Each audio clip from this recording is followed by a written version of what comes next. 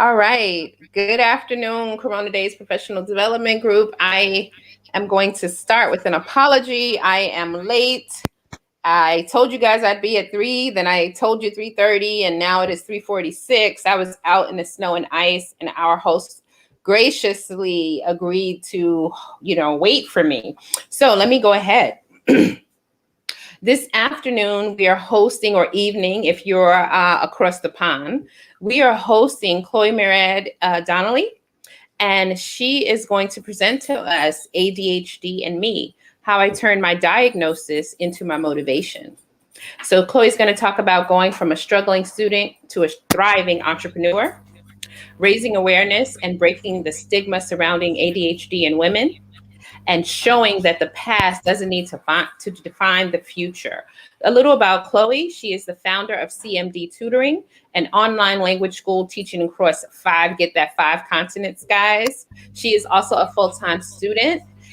Chloe tutors every evening alongside with her degree and works on breaking the stigma surrounding ADHD in women and highlighting the lack of research on this topic. I'm also going to say that I am so happy because Chloe is the first she's our youngest presenter. At 22, we had a 23-year-old Mr. Leander Howard II, and now you are our first 22-year-old. So I'm going to turn to Chloe. I'm going to remove myself. And guys, remember, if you want to, leave anything in the chat for Chloe, please do. Questions, comments, we like it all. All right. All right, then, here we go. I am turning this over to you, and I'm removing myself and muting myself, but I'm here with you, Chloe. All right? Okie dokie. Hi, so I hope you're all well and staying safe in these difficult times amid COVID. My name is Chloe-Mairead Donnelly, and I'm a 22-year-old university student, entrepreneur, and mental health advocate. I have ADHD, and I was diagnosed when I was 13. So let's start simple. What is ADHD? So according to the NHS website, ADHD is a condition that affects people's behaviour. People with ADHD can seem restless, may have trouble concentrating. You might think that's an exaggeration, but I've been trying to write this for days, but constantly getting distracted by my cat. His name is Hamish. He is fantastic. I can't concentrate when Hamish is there, and I already went off on a tangent. So I also get distracted by video games, books, and TV programs, and the list is pretty much endless. And people with ADHD will act on impulse. So the symptoms of ADHD do usually improve with age, but many adults who are diagnosed with the condition at a young age continue to experience problems such as depression, generalized anxiety disorder, and dyslexia, to name a few. So a few of the problems that I personally experience with my ADHD, this is my first time ever actually opening up about it. So some of the problems that I experience are that I don't sleep at all. Like, if I even look at a cup of coffee in the morning, I can promise you I'll be awake at 2 a.m. the next night, probably thinking, how do I conjugate this random verb in a random language that I've never studied? It just kind of spirals, and then I just stay awake all night thinking about different grammar and vocabulary in different languages. So alongside that, I also struggle to stay organized. So if my thoughts are chaotic, then my bedroom will be chaotic, for example. I've lost count of the amount of times I've been told to tidy my room. So I do apologize to my auntie and my boyfriend for that one, because I know it drives them mad seeing the mess. But if I can't organize my own thoughts, how can I organize my surroundings? So I call it organized chaos. So I struggle to listen to instructions and then carry out the task that was requested of me. And one of the curses of having ADHD while running my own business is that a parent will ask me to do something outside of lesson times, and I'll say, yeah, okay, that's great, I'll get that done. So I'll write it down on a Post-it note, I'll write it down on my phone, I will set an alarm, and then 5 days later they'll be like, hey, have you forgotten? Of course I've forgotten. I don't mean to, my head just went, it's gone. So another thing that I struggle with is social situations. I'm either 100% energy, absolutely bouncing off the walls and talking to everyone, or we have the flip side where I'll have zero energy and I'm too anxious to go. I'm worried I'll get hyperactive or I'll embarrass myself. That's what people don't realise. And that's the horrible bit, is that people think that I'm showing off because I want the attention, but I don't. I can't control it. When I get the hyperactive moment, it feels like I've been strapped in a chair in the back of my head and I'm watching all of this chaos happen and I can't stop it. I'm just watching it happen. And then for days, maybe even weeks afterwards, I will just punish myself for it. So that's a really difficult part because you look back at it and hindsight is the worst enemy because you're looking back thinking, why did I do that? I should have just kept my mouth shut. Another thing is that we struggle with mood swings, irritability, and a quick temper. This was hard, especially in school, because I never thought before I spoke, and I got very, very angry very, very easily. I remember my first fight in high school, I was joking around with someone, and I didn't realise the joke had ended, and she hit me in the face. So I'm thinking, ooh, this game got fun and interactive. So I threw her into a pile of keyboards. It took about 5 seconds, and then I instantly got furious, and I was like, I don't understand what's happened, but now I'm really angry, and because she just hit me, I now have the overwhelming urge to ruin her life. So as I've gotten older, I've grown away from that. The issue is that I didn't know how to control it as well when I was younger. So it has improved slightly. However, it is still very difficult to control at times, not just my temper, but the mood regulation, the organisation, the focus, the sleeping. One of the many, many, many, many curses of ADHD is that we're notorious for continuously starting new tasks before we finish the old task. Let me give you an example. So today I knew that I needed to tidy my room, but before I could tidy my room, I had to clear my bed to make my bed so that the bed looked tidy. But before I could clear my bed, I had to look at what was on my bed. But then I got distracted with a book that I haven't read since I was 15 that I was meant to throw out 5 weeks ago, but still forgot to do. So that's the thing. I will restart something new before I finish what I originally started, or I'll put off what I need to start before I start the next task. I can't focus and I can't prioritize. Now you're probably thinking, you could if you put your mind to it. My mind, I tell my mind to, and she laughs at me. Like my mind will look at me and she'll go, try again tomorrow. So that is actually called executive dysfunction. And that is if I have too much to do, I'll do nothing.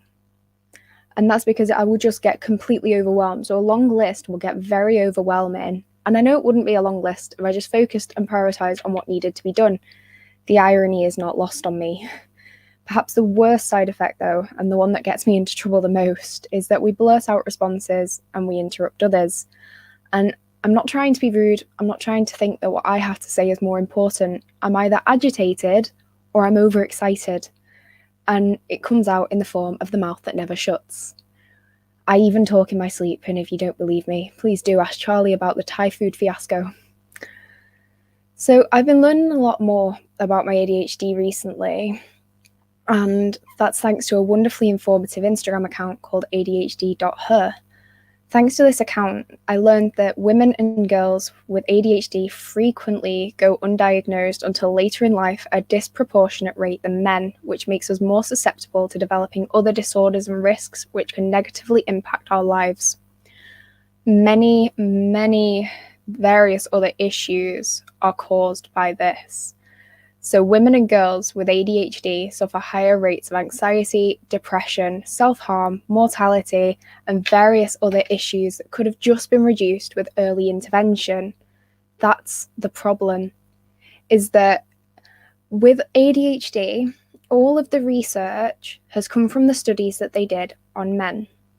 So when they see it in ADHD, they don't realise that almost always the symptoms will present themselves differently in women because our brains are different. So while men may have the more aggressive side of it, my side of it is I am very, very competitive. I'm not as aggressive as I used to be, whereas now my kind of aggression comes through in competitiveness. I have to be the best at everything. And I know that's impossible, but that's why I started learning the languages, which I'll kind of go on to a little bit more later. So kind of talking about the effects of misdiagnosis and late diagnosis is that the issue of self-harm, for example. I used to self-harm when I was younger as a way to release my anger without hurting others. I wasn't medicated for my ADHD, and my diagnosis came at a very confusing time. Obviously, I had the ADHD and the puberty hormones wreaking havoc in my brain. And it was very, it was hard.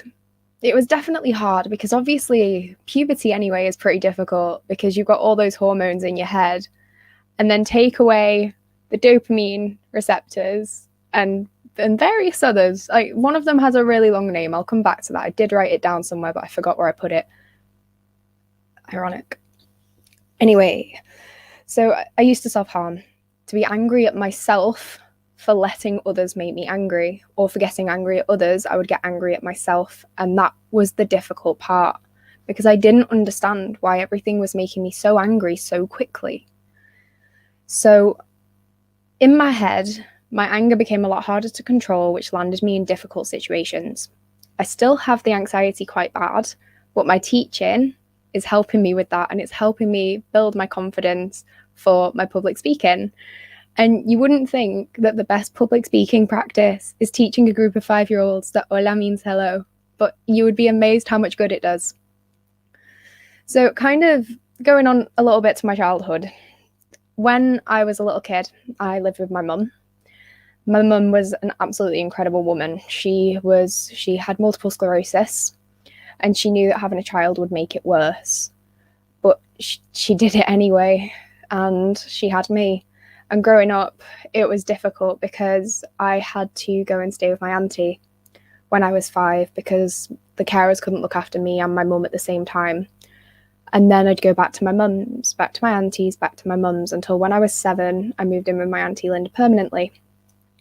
And then when I was 10, my mum passed away, unfortunately. She lost the battle with multiple sclerosis, but my God, did she put up a fight. And you have to think that right before the hormones from puberty start kicking in, you've also got a small 10-year-old trying to navigate what grief is, which isn't easy. So when my mum died,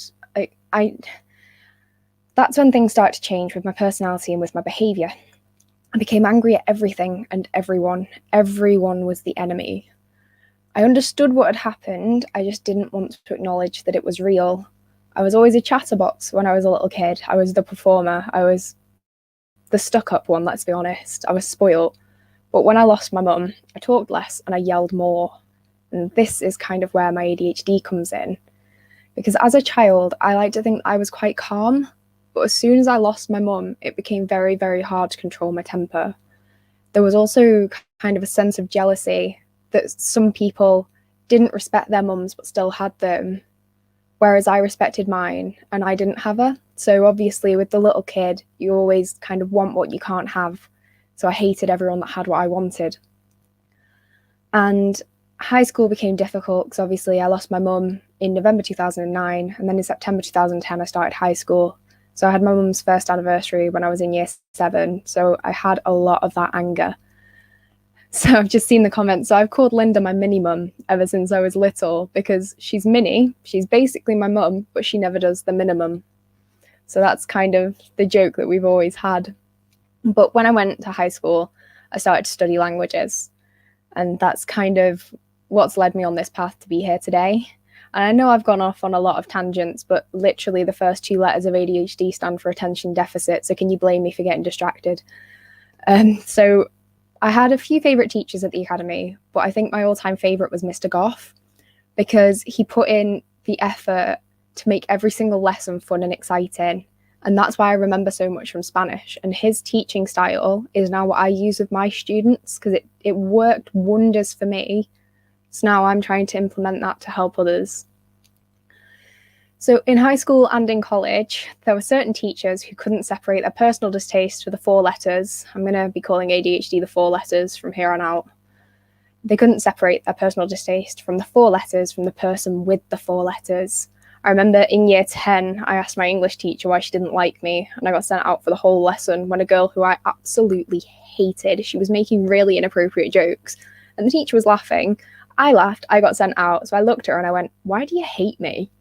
And I went out, and that was the first time I fully ever lost my temper with a teacher. I don't think I've ever done it since. And she sent me out, and I went outside the classroom, and I'm pretty sure that day I invented new swear words talking to myself. I wouldn't have dared say it to her, but to myself, I invented a whole new vocabulary for when I was angry. But for me, languages are a way of escaping. So when you learn a new language, you also learn a whole new culture, and you create a version of yourself based around that language. So Spanish-speaking Chloe has so much confidence. She isn't volatile, she isn't rude, she's confident in her abilities, and she's passionate about everything that she does. Over the years, she's taught English-speaking Chloe a lot about how to behave and how to be the best version of herself. The same with French-speaking Chloe. She's happy, she's brave, she's confident, and she loves to chat with everyone. But my personal favourite has got to be Italian-speaking Chloe. She's an absolute legend. She's the most confident of all of them, and she carries herself so well. Like, she's the most professional of all of them.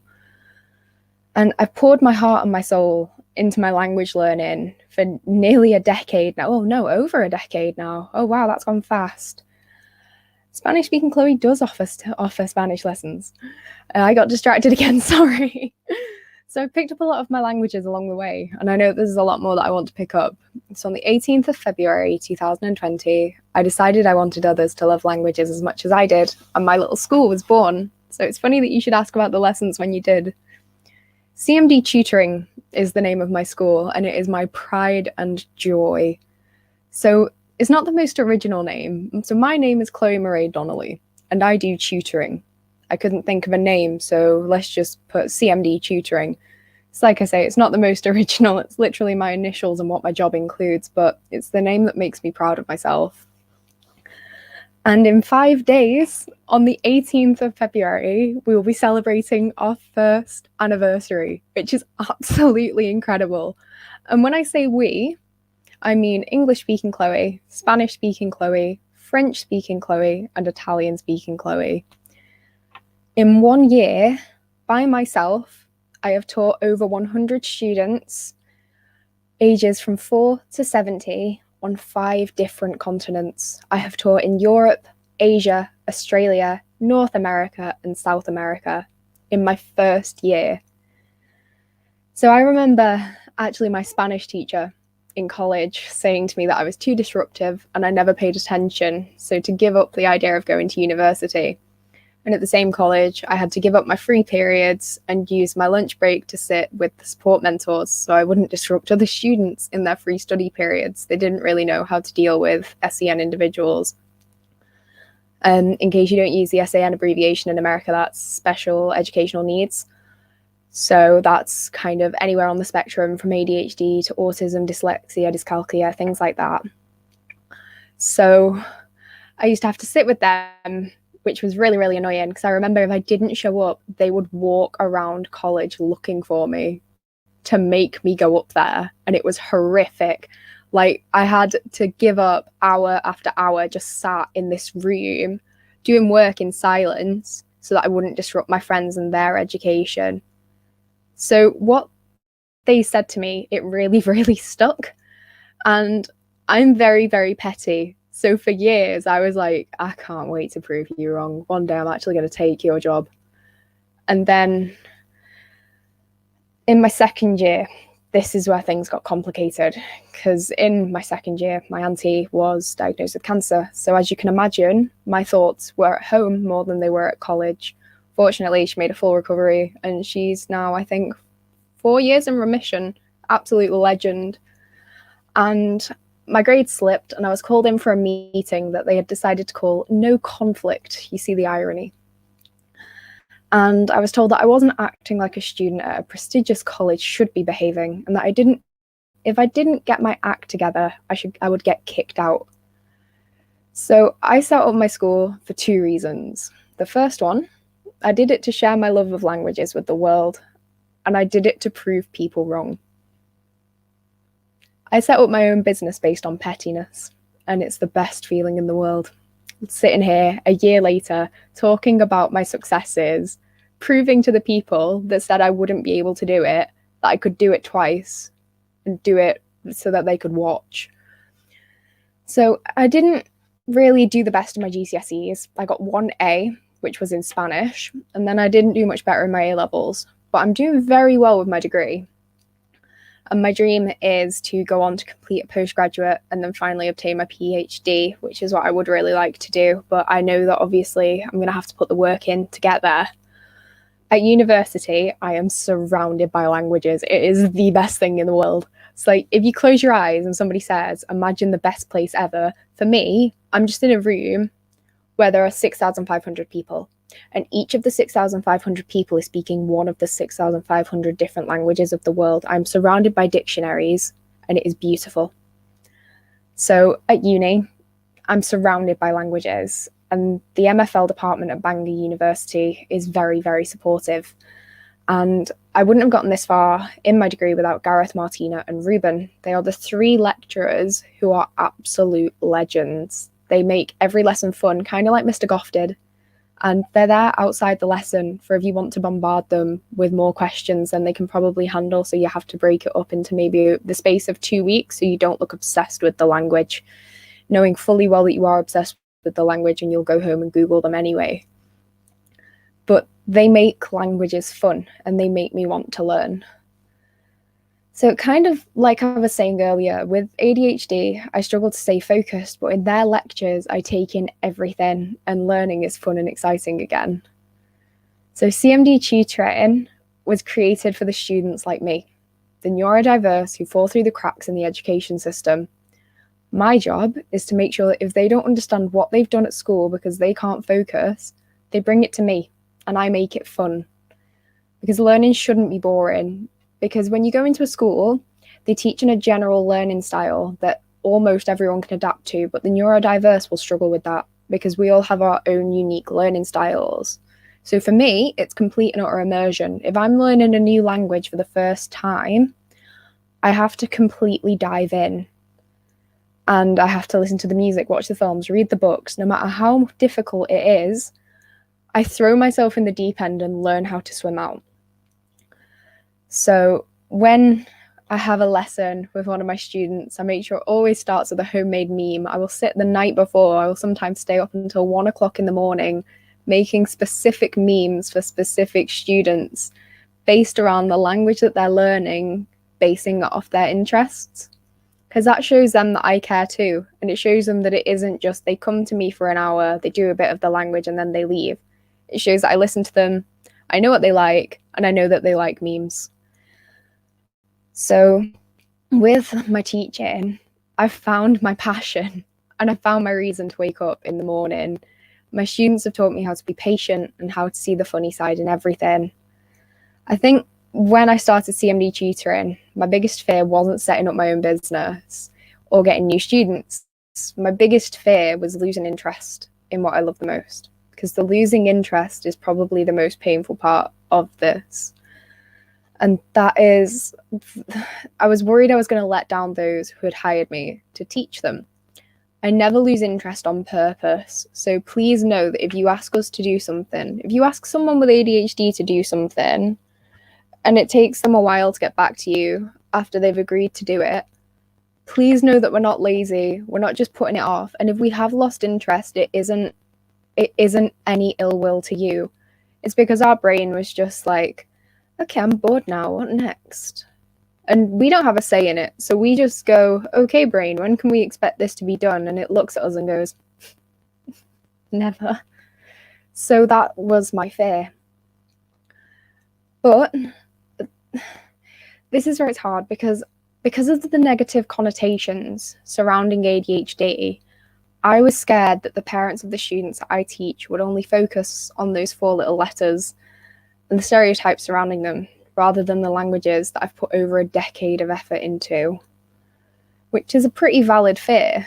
But a few of the parents that know about my ADHD are incredibly understanding and kind.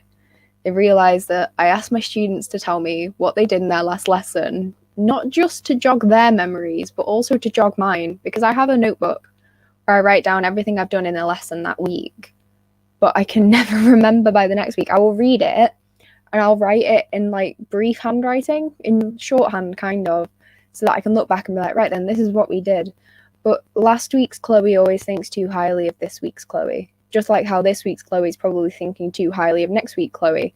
Because I know fully well in Monday's lesson, I will look at that notebook and think, okay, what did they do? So I have to go, so tell me, what did we do at the start in our last lesson? And then they'll tell me. And then as they're remembering, it's helped them because they're recalling the information.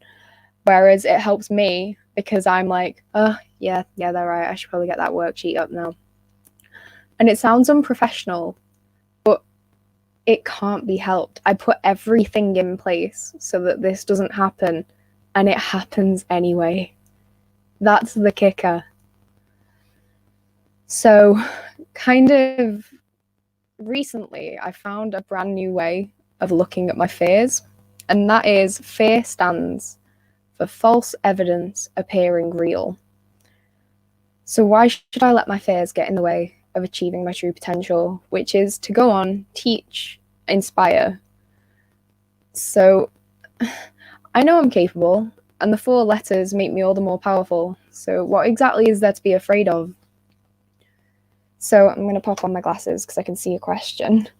What methods do you use on a daily basis to achieve your goals? In a way, kind of how I set my school up out of pettiness is how I achieve my daily goals, because I have a voice in the back of my head that'll go, no way you're going to get that done. So I'll be like, you know what, I'll get it done, and I'll get it done twice just to prove you wrong. So I'll do it to prove myself wrong. So I'm my own biggest competitor. And if I can beat myself in thinking, you know what, yeah, I can do it. I don't know why you're not believing in me. That's how I'll get it done. With the focusing, every so often I'll find a song that I am absolutely obsessed with. And I will listen to that on repeat for as long as I can, probably for weeks until I'm bored of it. And I have to have that on repeat and I'll get so much more done. Like, for example, there is a Galician song called O Que Podi Un Corpo. And at the minute, that's my obsession song. And I put my headphones in the other night, listened to that on full volume, tidied the whole kitchen in like 10 minutes. But I rarely count it in minutes. I count it in song plays. So it took me 3 O Que Podi Un Corpos to tidy the kitchen. It was great. So to focus, it's definitely music. Music and naps.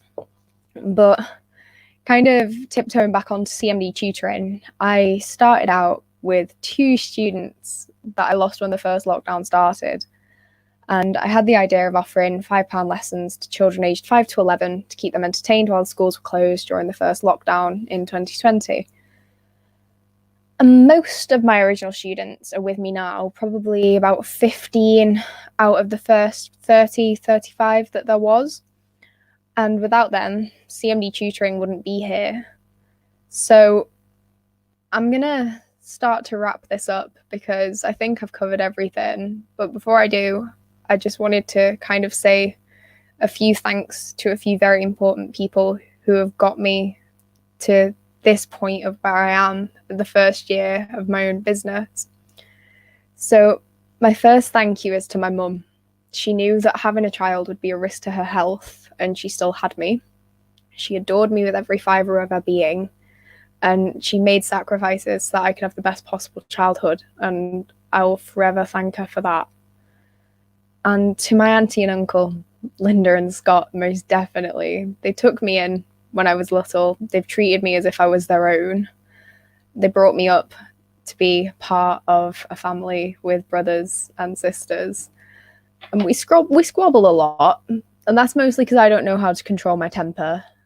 But now you kind of understand why. But I know that you'll always be there for me, no matter what. And I really, really appreciate that. And to my brothers, of course, Kevin, Kieran and Ryan, they never, since I moved in with Linda, they never called me cousin. They only ever called me sister. And they're the best friends and brothers anyone could ever ask for. And to my niece, Kiva. Kiva is my little best friend, and watching her grow up has been the most rewarding experience. And also because I like to kind of see how each year her English improves, and I'm like, so this is how language acquisition in children works. But I do all of this to show her that anything is possible regardless of your circumstances. And the last thank you, and probably my favourite thank you, is to Charlie, my boyfriend, who without him, CMD tutoring would have just been an idea that I was too frightened to pursue. He dropped me off. He gave me lifts to my first lessons when I first started the school, right up until the lockdown.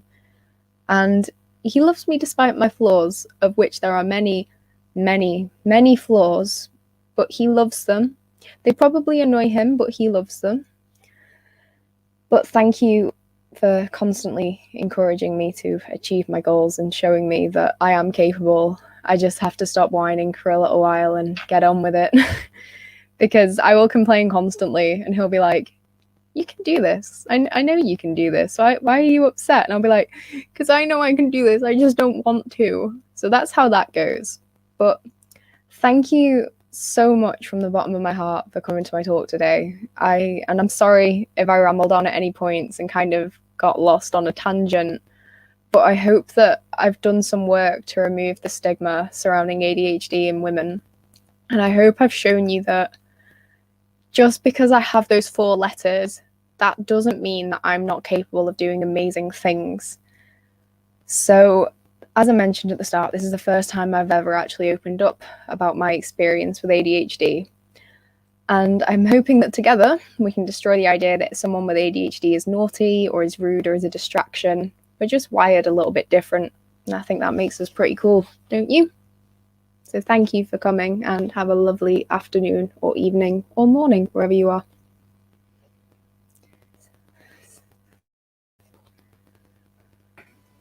Chloe, I am in tears. Thank you. Thank you. It was so crazy. Much. I really appreciate you. Of course, I appreciate your understanding for today. It's note to self and everyone else: don't go out during a snowstorm, during an ice storm. Even if you think you can do a quick turnaround, don't do it. Thank you. I made sure that all of the comments I put them all on the screen for a certain amount of time so that as you replay this, I'm going to send you the video and you'll also have the link to YouTube, but I'll download the video and send it to you so that you can see all of the beautiful comments. And that's your Auntie Ruby. My Auntie Ruby. My Auntie Ruby is tough as nails and she's got the biggest heart. This is when I met you and we met 2 weeks ago, maybe 3 weeks ago in a clubhouse 2.5 weeks ago. Yep. In a clubhouse room. I immediately knew that I wanted to amplify your voice and I wanted other people to hear your story. And I appreciate you being gracious enough to share and this being your first time sharing. While we've been on this, I've received multiple messages in my inbox about how your story is resonating with so many other people, and also about how brave you are, and they're thanking you. So, and I was like, make sure you post it up there because I want her to know, right? I have a couple questions, and I don't usually ask a lot of questions. I have my 3 questions, but I have a couple others. And if you don't want to answer them, just say, you don't want to. It's okay. We've come this far. We may as well continue. All right. So, Chloe, would you, in addition to your ADHD, do you have any other issues or conditions or illnesses that have affected you as you were growing up? Yes, actually. So I have short bowel syndrome, which is actually quite a rare disease. And when my mum was pregnant, the reason why they told her it would be a risk to her health is because my birth also came with a lot of stress. Because I had a ruptured ovarian cyst, I was an emergency cesarean, and my intestines twisted and turned toxic. So I was an incredibly ill baby. They removed 90% of my bowel. And now I'm 22 and I still can't eat peas. So there's a long list of things that we have to avoid. And there is always it is difficult because it takes me a lot more to digest my food, get the vitamins from my food, get the calories. So it's a lot harder to gain weight. It's a lot harder to keep the energy. And that's led to me having pernicious anemia, which is the B12 deficiency. So leading up to the end of every 3 months, I'm absolutely exhausted. I have no energy. And then I have to have synthetic B12 injected to give me enough energy to kind of keep plodding on for the next few months. And then with the ADHD, there's depression and anxiety from losing my mum and kind of going through school and whatnot. Like I remember I remember my first kind of anxious episode was in Belgium when my history teacher said to me, "You don't have ADHD, you're just naughty." And I got angry, but my anger came out as nerves. So that was kind of my first issue with that, because I didn't really know. Well, I couldn't get angry. I was abroad and I was worried that he wouldn't let me go home if I kicked off at him. So I was just like, I'm just going to seethe in silence. So there's that. And then that's kind of it so far. Okay. All right. I asked you because, first of all, your story is amazing without you sharing that additional information, right? But I want anyone watching, and of course our members, to know that no matter what it is, right? So you have a physical ailment with your short bowel syndrome. You have your ADHD, your PTSD, your anxiety, that you're still able to do all these amazing things, okay? And I want our members to draw motivation and encouragement from your story. My next question, the marginalization question, but I'm not going to ask it. Okay. It doesn't matter. Everyone knows I usually ask the marginalization question because I want people to know that in spite of marginalization, we still can be successful. But let's leave that one alone. All right. Let's go to my favorite question. All right.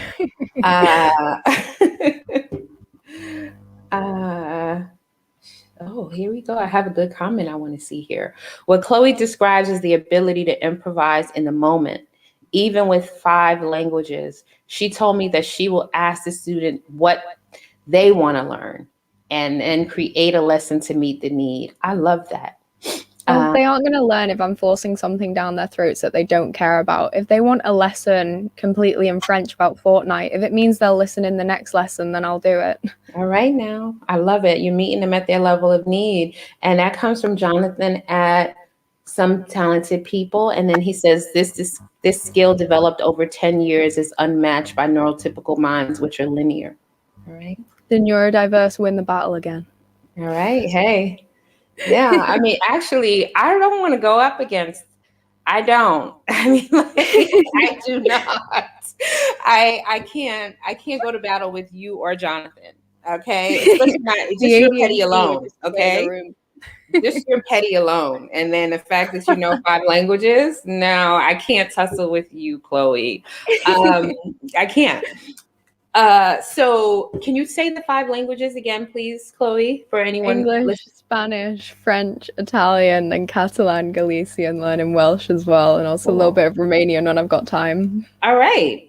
All right. And guys, there's a pandemic going on. So Chloe does offer virtual services. Okay. So I do.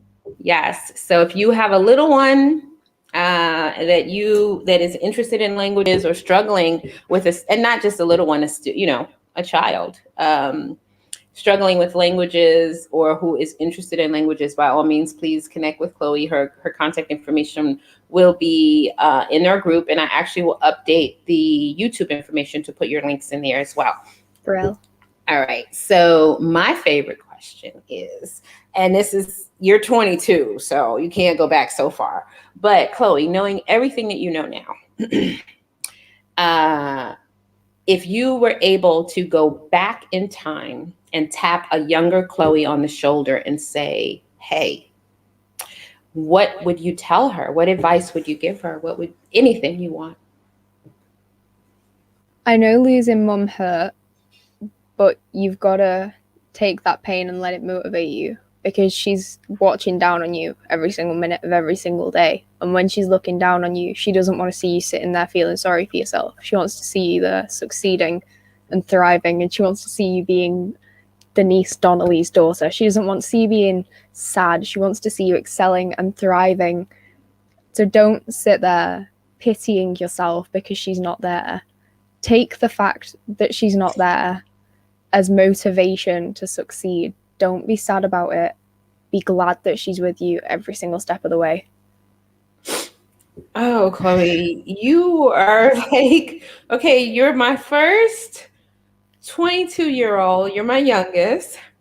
And you are the first who's got me ready to just break it all down. So let me lighten this up a bit and post this up here if you missed it.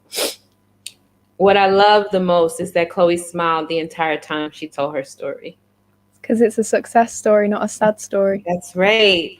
And every success story has sad moments, but then the whole point of it is that it's success. So there's nothing to be sad about. I love it. I love it. Whew, Chloe. All right, we're coming up to my last question, but let's look in the comments really quickly. Let's see what we have. Chloe, I want you to know, and I'm sure you already do, how glad I am I told you of my autism and of your support. Did it all surprise you when I came clean? And so Of course it didn't surprise me. You speak more languages than half of the world. Every time I speak to you, you're learning a new language. Why would I be surprised? And who is this? This is Reese. This is Reese. I don't want to go up against you either, Reese. Okay. I lived in a whole nother country. I lived in Kenya for over 3 years, and I know a handful of words in Swahili. So I should have had you as my teacher. Do you remember how I kind of mentioned that ADHD makes us impulsive? Mm-hmm. I lived in Italy for 7 months, and I liked it so much that I got the symbol of the city council tattooed on my arm after deciding in a day. How much have you got to love a city? I lived in Florence. Oh, you lived in Florence? I love Florence. Me too. I like the leather, so I bought a bunch of pocketbooks and stuff. Spent money I shouldn't have, but I loved it. I need to go back. I've been twice to Italy, but only once to Florence. Both times. I've been to Italy 3 times. I went to Rome on a school trip in 2012, I think it was. 2012. No, 2000. I don't know. It was definitely in the 2000s. And then I've been to Florence twice, 2 years in a row. The first one was because I was granted a scholarship to study Italian in my first year of university. Mm-hmm. And then the second time was for the few months that I lived there on my year abroad. And I forgot that I was supposed to be going to uni and just instead walked around talking to everyone to practice.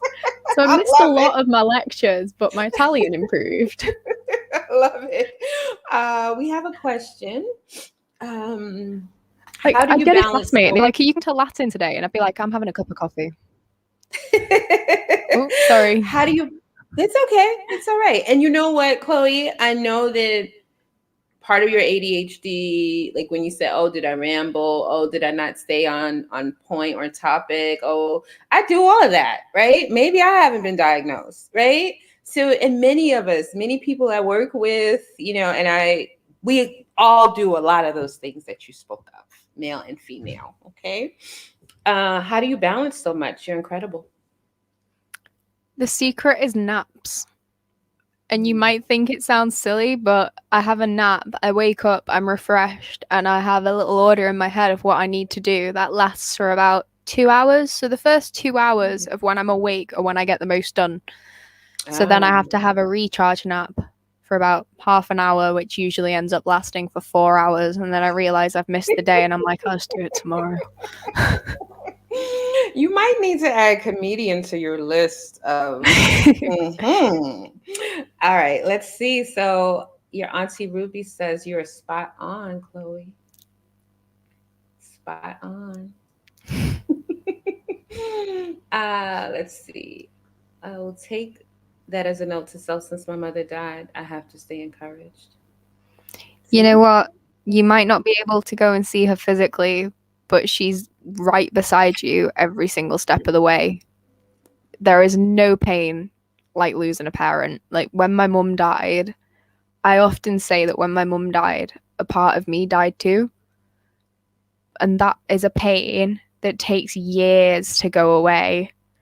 But slowly, little by little, when you meet the right person. So for me, it's Charlie. Every day that we've been together since, he's been patching up one little stitch each day in that hole in my heart. And you just have to find the thing that makes you happy. So for me, it's my good morning messages from Charlie. I see that and I just get this sense of happiness. And then when something good happens in your life, tell your mum. Whether you write it in a journal and you leave it on your bedside table, or you're walking down the street and you go, Mum, we did it. Make sure that you tell her, because she's not gone. You just can't see her. Is Charlie with you now?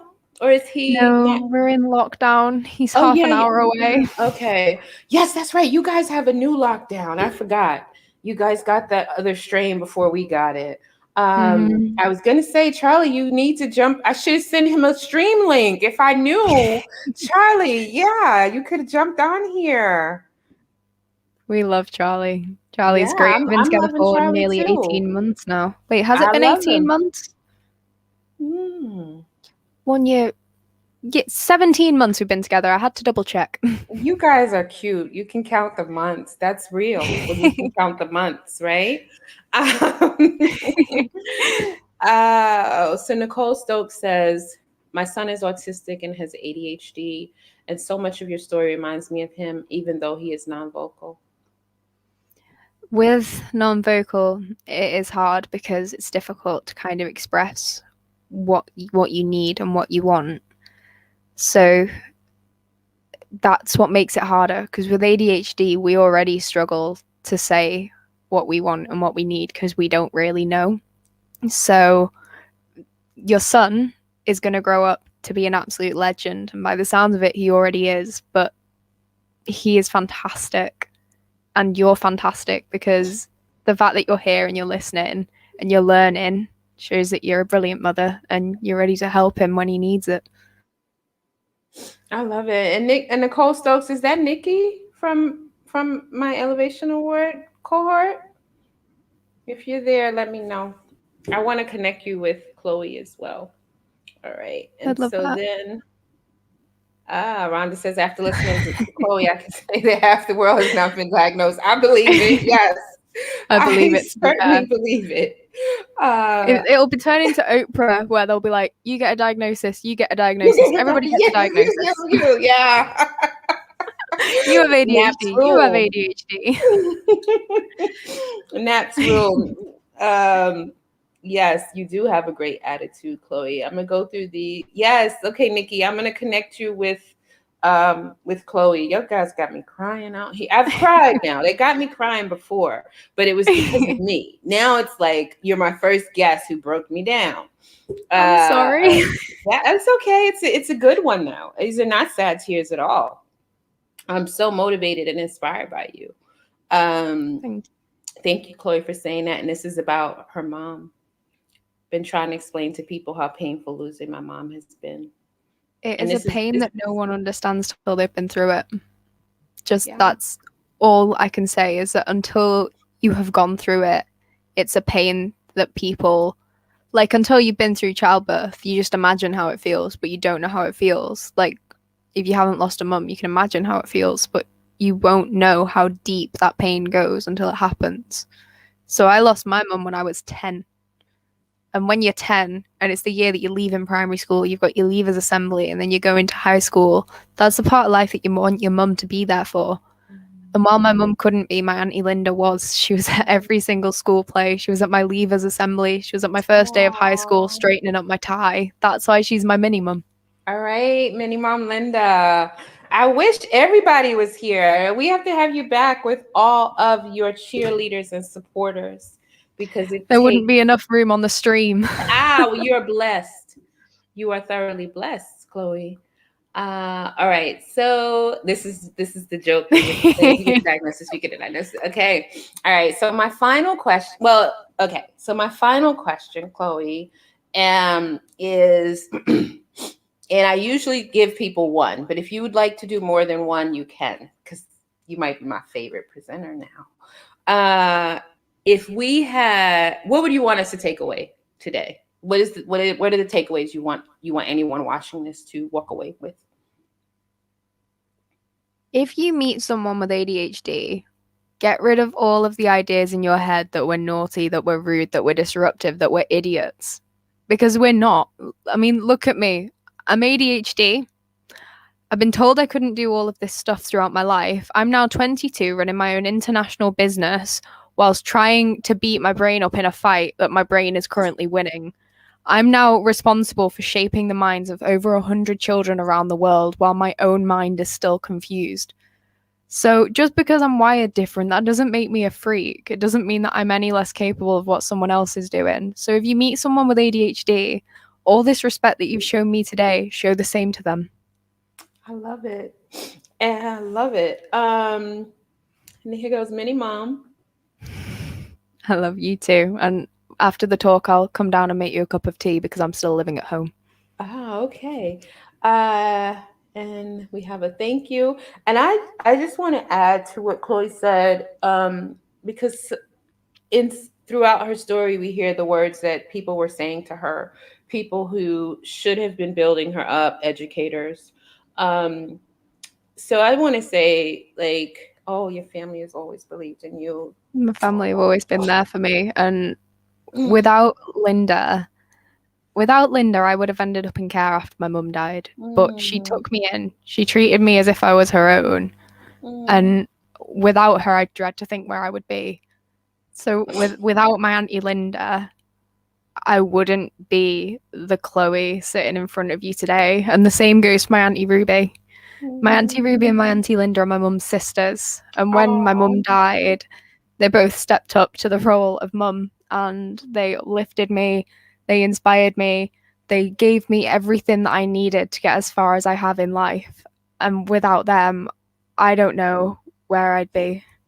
I love it. I'm gonna cry. You're gonna set me off. Oh, that's my petty. Aha, you made me cry. So this is my mum. Trying to make it show. There you go. What was mom's last name? First name? Was it Donna? What did you say? Denise Donnelly. Denise Donnelly. Shout out to Linda and Auntie Ruby from Rhonda.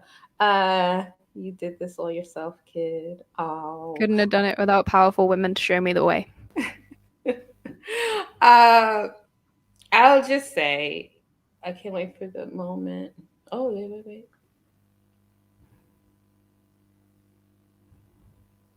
Reese, you are precious, and I appreciate you. Yeah, I'd like everyone, like, especially if you're an educator or an adult dealing with children, please mind your words, because so much of what Chloe said were just these really bad words that people who should have been building into her and pouring into her didn't. But she was able to, with her pettiness and her strength that she got from her mom and her aunties and her family, to get over that. But many people, many children especially, do not, and they're vulnerable. And so please watch your words. I am thoroughly emotional today. I thank you, Chloe. And guys, I have invited Chloe to come back whenever she likes, no pressure, to teach us some language. I'd love that. I'd absolutely love that. So I can't wait for that. Whenever Chloe's ready, she will schedule and we will come back. I thank you so much for being here, letting us be your the first time you publicly speak in this way. Although we're not Chloe's first publicity. She's been in the periodicals, in the news in the UK. Okay, so we're not the first of that. I've got it behind me. Okay, but we are the first where she has shared this level of her story. I appreciate it, and I hope that you, when you rewatch it, okay, I love it. It's the first time I've ever opened up about my ADHD, though. So Thank you for giving me this platform to help try and break the stigma surrounding ADHD in women. Yeah, and I hope that when you rewatch it, you are pleased with what you see. You're pleased with the comments, and that encourages you to keep doing it, keep amplifying your voice. I will connect you with as many people as I can who I think can help amplify your voice or support you in any way. Thank you. Appreciate you. And I cannot wait for you to come back, Chloe. So I'm saying good night, all. And thank you, Chloe. So we are going in, and now I got to have my new tag, or my new closing is, thank you all for coming out. God bless you. Good night. And I stole that from a famous person, but I'm going to use it. Thank you all for coming out. God bless you. Good night, or good morning, or good afternoon. I appreciate you all. All right. Bye-bye. Bye.